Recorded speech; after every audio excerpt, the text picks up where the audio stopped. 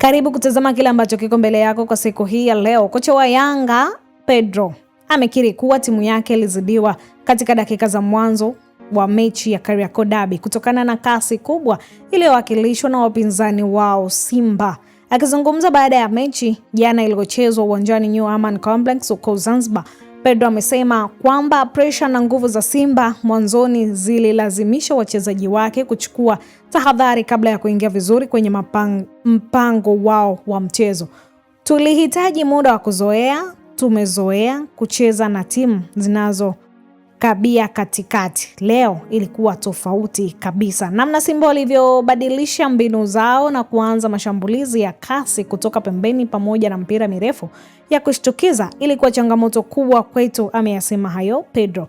Kocha huyo ameeleza kuwa benchi la ufundi la Yanga lilikuwa tayari na lilijua jinsi ya kurekebisha hali, lakini tulijua cha kufanya. Nilifanyia timu marekebisho ya kimkakati ambayo yalisaidia kutulia, kumiliki mpira na kuanza kucheza kwa utaratibu wetu wa kawaida, ameyasema hayo kocha wa Yanga.